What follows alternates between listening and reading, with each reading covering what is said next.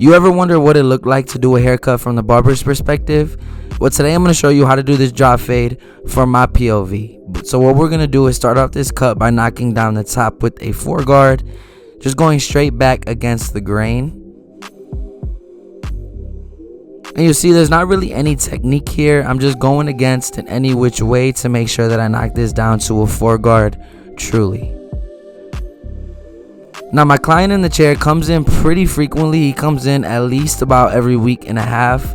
So there's not much growth, but as you can see, it grows very quickly. And the clippers I'm using today is the Wall Magic clips, the gold edition from obviously Wall.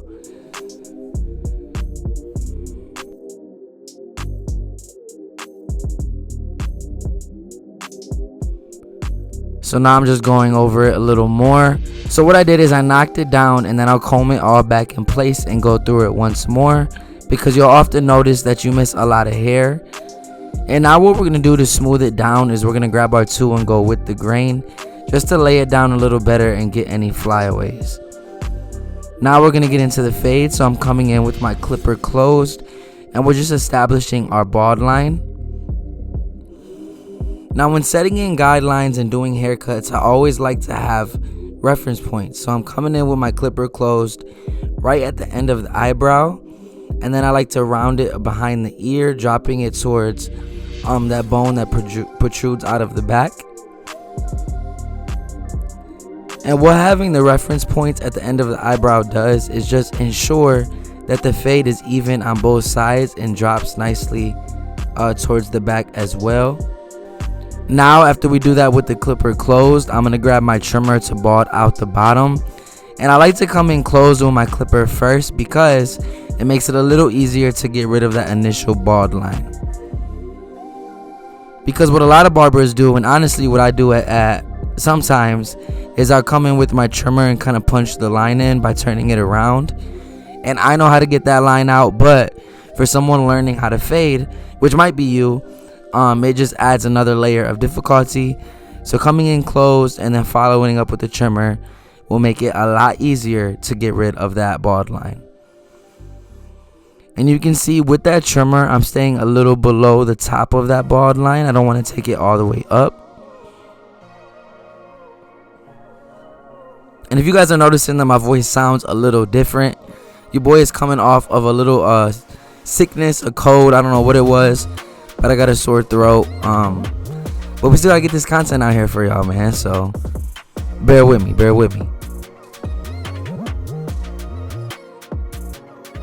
And since we want this haircut to last as long as possible, what you want to do is come in with the shaver. Now what the shaver does is make sure that we get it as close to the skin as possible.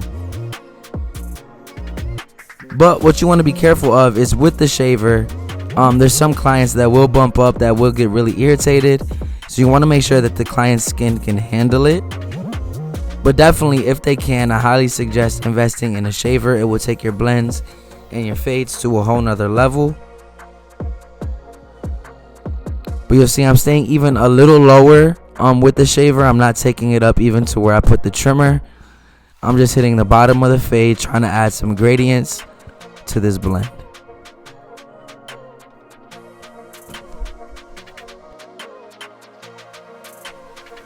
So now let's get into the blend. We're going to come in with our lever all the way open, and we're going to go up about a 1/4 inch. I would say that's equivalent to about a finger's width. All that means is put your finger at the top of that bald line and make the second guideline that width. That's really all that means. But you'll see I'm still maintaining that drop shape towards the back. And you'll see I'm going over it a few times just to make sure that it's truly a lever open and that I can see my line as well. Because my client comes in so often, there's not really too much of a difference in shade. So I want to make sure that I stay nice and organized and can see my guidelines. And now to get rid of the line in between, I'm coming in closed. And that lever there on the side, I'm going to open it up little by little as I move up towards the top of that guideline. And then if I notice it didn't get rid of it fully, I'll come back with it about a 1/4 of the way and get rid of the rest. But if you guys are enjoying this perspective of a haircut tutorial, be sure to drop it down in the comments and let me know what you think about this angle. I know the last time I posted a POV, I asked you guys your preference, and a lot of you guys really enjoyed it. You just wished it wasn't as shaky and a little bit closer. So what I did is I bought a new mount for my POV, as well as I zoomed in for you guys. So let me know down in the comments if you guys are enjoying this tutorial. Now above that, we're gonna grab our one guard open, and we're doing the same exact thing, going up about that finger's width and then dropping it in the back as we began this fade.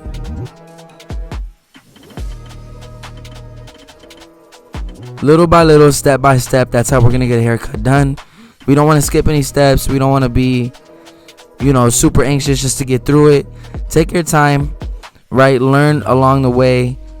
You want to be efficient, but you also want to be learning, right, and getting better. So speaking of getting better and learning, if you haven't already or didn't know, your boy has dropped Dre Clipper Hands Academy. So as you guys know, over the past 6 years, I have been dropping tutorials and education on YouTube. But what I noticed is a lot of you guys still had questions that you needed answered, and you wanted more in-depth education that is tailored to you a little more specifically. So what it is, I came out with a community and a course online called Dre Clipper Hands Academy. And in that course, I teach you how to obviously cut hair in a way more detailed manner, where you guys are actually watching me do a haircut in real time, right? Meaning I have someone else recording me as I'm doing a haircut, and I'm solving issues that come out throughout the haircut in real time, as well as I give you guys tips, tricks, and techniques to go ahead and build your clientele, as well as ways to market yourself on social media. You will also be included in a community of barbers who have enrolled in the course or are hungry to grow. And you'll have direct access to me where you can ask your questions, submit pictures of your haircuts, ask for feedback. So if that is something you are interested in, you can join Dre Clipper Hands Academy by tapping the link in the description. Now I'm out of breath because, like I said, I'm still getting over this code, so excuse the pauses. But again, tap the link in the description, and I hope to see you in the community. So now we're just working with the 1.5, and we're going to start blending down. But you can already see this blend start to take shape and come together slowly but surely.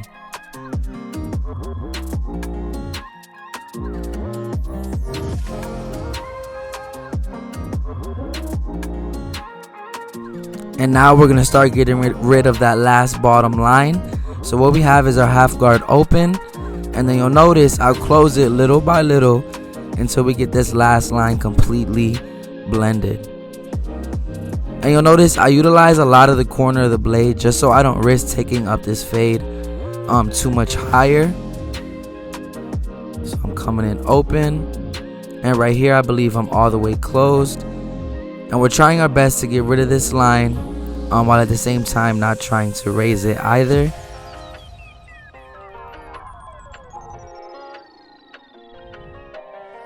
And towards the back, this client's hair is a little harder to blend. That's just because of all the dark spots and indentations that my client does have. So I pay a little extra attention to detail.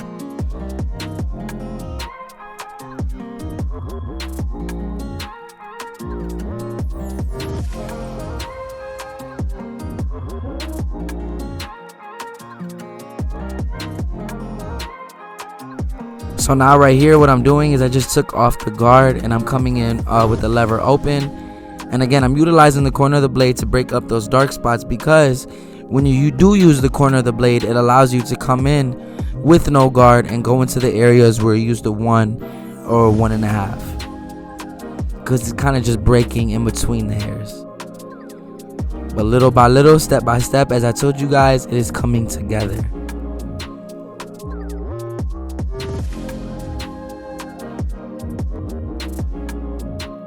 And now for the beard blend, all the beard blend really is a reverse taper.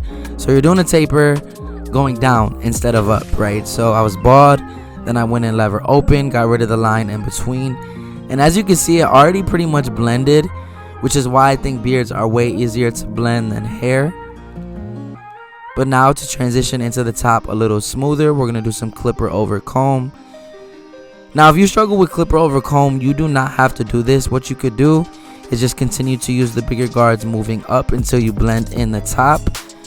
But I believe clipper over comb saves a lot of time, and I like the effect that it gives a little better than the guards.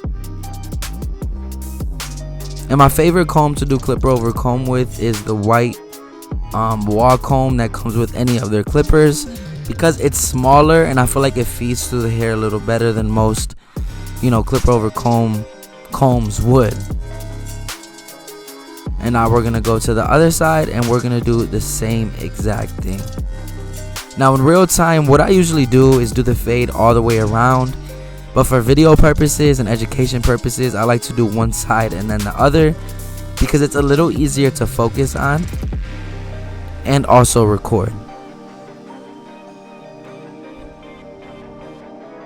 But I think this angle is super dope. It just shows you what it looks like from my eyes, right?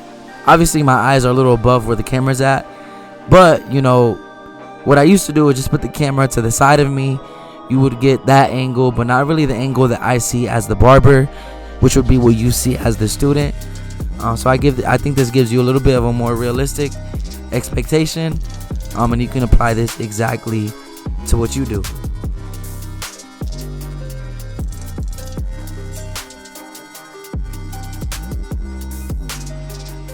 And I just want to take this moment to give my client his flowers. Obviously there's some clients, and you have different relationships with all the clients that sit in your chair, but there's some clients that you learn a lot from. And my guy Will has been a guy that I learned a lot from. He's taught me a lot about business, about family, and I just really appreciate every time he sits in my chair. Now the reason I say that is because I know there's a lot of new barbers that watch me, and I never want you guys to just focus on the haircut to the point where you don't communicate with your client or talk to your client. That is one of the most crucial pieces to this game, because a lot of times it's not what you do, but it's who you know, right? And when it's time for you to go into the next venture, to open up that next business, a lot of the times the clients that sit in your chair can help you way more than you can understand, right? So always value the person in your chair. Don't look at it as you doing a favor for them. Look at it as a relationship, right? Because essentially you would not be where you are if it wasn't for your client, right? If no one sat in your chair, you'd be broke. You know what I'm saying? So always value the person sitting in your chair. Don't get all cocky when you're booked and you're doing fire haircuts. Remember that at the end of the day, that is your customer, and it is your job to give them the best experience possible, and that includes conversation. All right, but don't get it wrong, there are clients that do not like to talk, and over time you'll learn how to read people, but majority of the time clients like at least a little communication.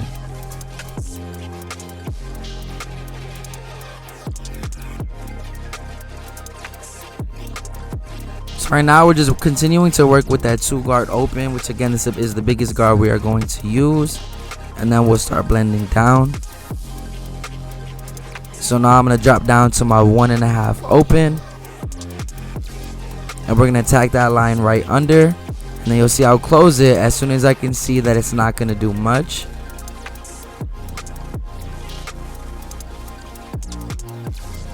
We're staying nice, clean, and organized. That is the process of getting a clean fade, right? A lot of times, I know for me at least, when I was learning, the hardest thing to do was stay organized and not get lost in the blend.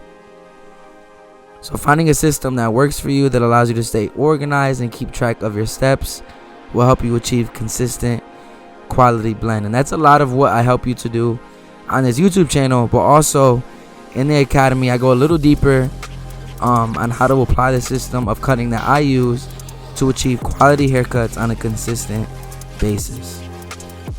Again, link in the description if you want to join Dre Clipper Hands Academy.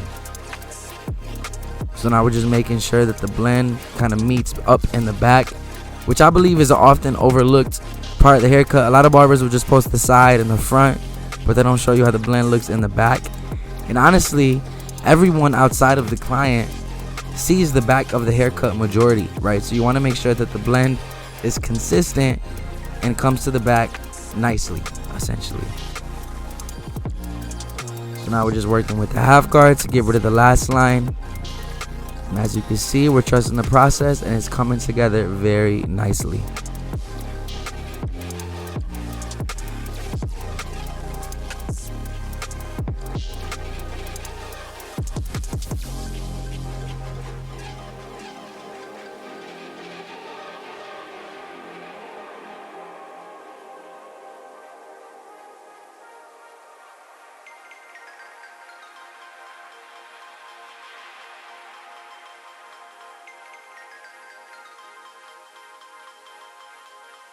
And now we're gonna get ready to start the lineup. So what I'm gonna do is use my 1.5 to smooth out the front hairs because those tend to get a little poofy.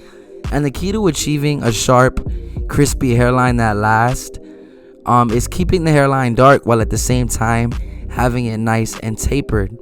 Because when it's shorter, it's able to catch a nicer line with minimal hangovers or little baby hairs.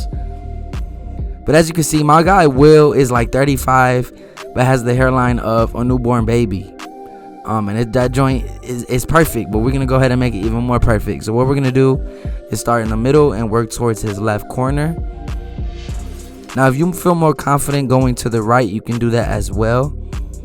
But we're just going straight across, trying to keep it as natural as possible, while at the same time keeping it, as natural as possible as well. So his right side is slightly higher. So what we try to do is line up that side and then match the other side to it.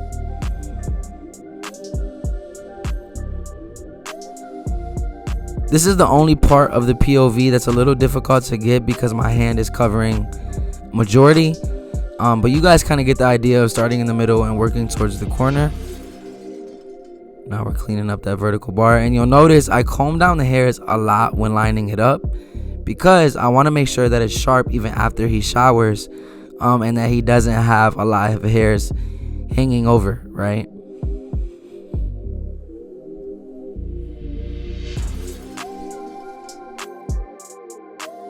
So now we're just going to come to the other side and do the same thing, matching it. This side is a little bit easier, lays down a little nicer. And you'll notice with clients, you always have an easier side and a more difficult side. In this case, on my client's left side is definitely the easier side. It's just normal. It's usually based on how the client sleeps, the direction of their hair growth pattern. And now for the arch, what we're going to do is start at the top of the arch. Then we'll go to the bottom and meet those 2 points in the middle. And again, you want to keep this as natural as possible, while at the same time getting it as sharp and as crispy as possible. Now we're going to the other side and doing the same thing. And to give you guys kind of like a timing wise, we're about, I would say, 30 minutes into the haircut. So I'm pretty much done with his haircut. We're not going to use any enhancements. And then about another 15-20 for the beard. And I would say this is about a 45-50 minute haircut for me.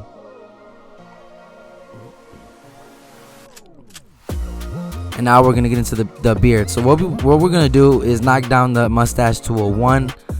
My client likes to have his mustache a little lower, which is a long ways from where he used to be. He used to cut it off all the way and have no mustache, like a lot of Puerto Ricans do. But eventually, I talked him into growing out. He likes it, and I think it looks way better. So we knocked it down to a 1. And then we're going to clean up the top with the trimmer as well. We don't want it to be super high up to the nose, but we also don't want it super thin. So we're about middle ground for the mustache.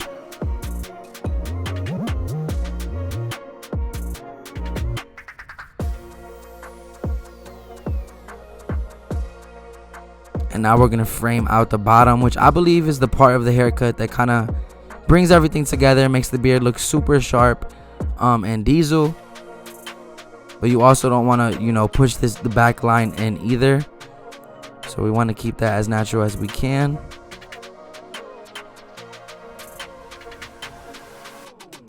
And now what we're going to do is go to the other side and do the same thing, and then we'll frame out the bottom. Now he keeps up with his neck pretty frequently, so there's not much overgrowth down there. So all we're going to do is sharpen it up and clean up the bottom.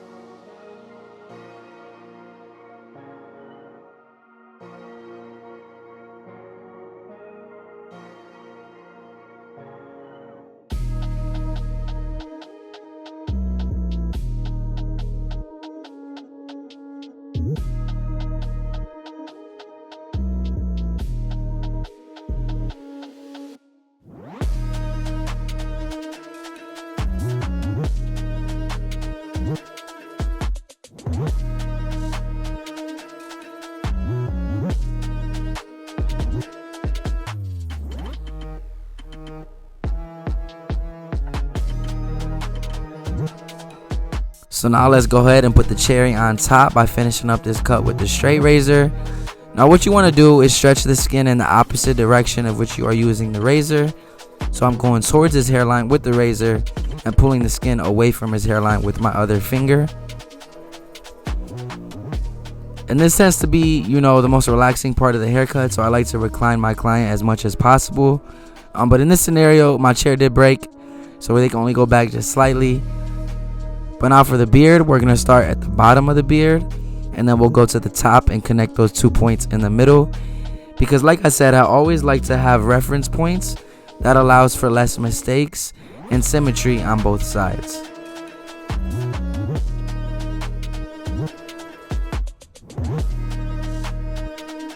So now we're going to clean up the top by shaving off those hairs, and as you can see, the beard is looking nice and clean. Now we're going to go to the other side and do the same exact thing.